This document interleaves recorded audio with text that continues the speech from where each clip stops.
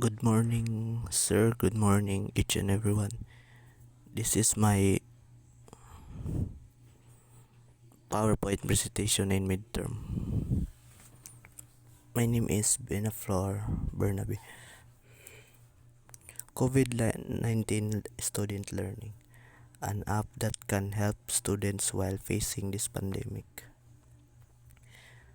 Target Sustainable Development Goal or SDG. COVID-19 pandemic. One of the reasons why I chose to study BSIT is to make a solution for a real life problem.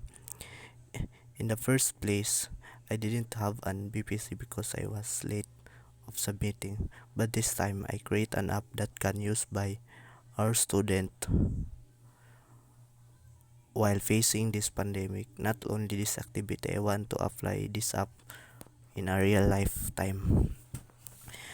So the related study, creation of a Department of Health.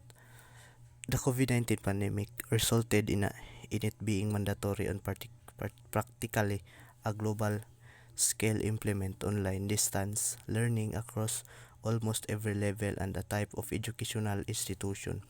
Today, a vast majority of higher education institutions worldwide consider online emergency remote teaching as one of the most effective teaching strategies employed in response to the global education crisis caused by the pandemic. The identified customer segments are the following. Number 1, higher education. Number 2, COVID-19 pandemic affected. The customer jobs are or task is to number 1, to monitor and health protocols, policies and activities. Number 2, to feel safe and cared by the health official. Related study, pain, loss of lives, social, infected of virus, quarantine, lack of food supplies, pain reliever, ensure the safety, ensure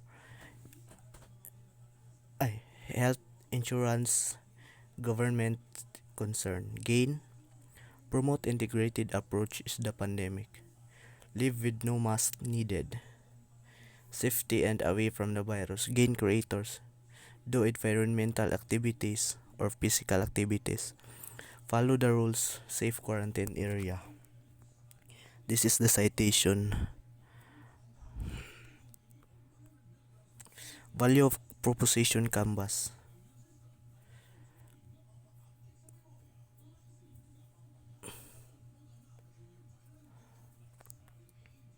The wireframe. This is the next app. Each app, an app that can help people who need help. Target sustainable development goal or is DG. Number of one problem of the country, which is early pregnancy of every people or women in the community. As a base IT student, I want to create this app. At least I can help my country to provide what they are needed. I want to improve this app for the lifetime. I want to help my country. Related study. So the related study, reproductive age scale 17, open parenthesis RAS 17 close in 96, 8 for women having normal pregnancy and receiving prenatal care and Haman Medical Corporation in Doha, Qatar. Non-Qatari women more strongly than Qatari women that every woman should have university education and working outside home benefits by women. The identified customer segments are the following.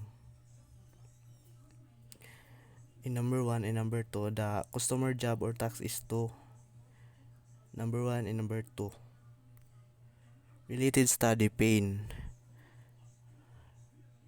reliever, avoid pregnancy, gain, prevent early pregnancy, focus on studying, gain creator, lessen the poverty, parents guidance and advices.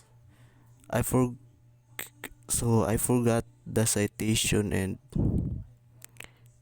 it's really hard to find and back. So this time I want to improve and explain this value proposition canvas. So the customer segments the following, and the customer jobs is in the following, the pains is in the following, spin delivers is in the following, also the gains and gain creators, and lastly products and services. This is the wireframe. I did not clearly shot because my camera is not clear.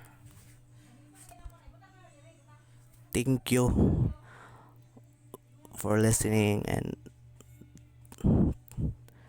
thank you, sir.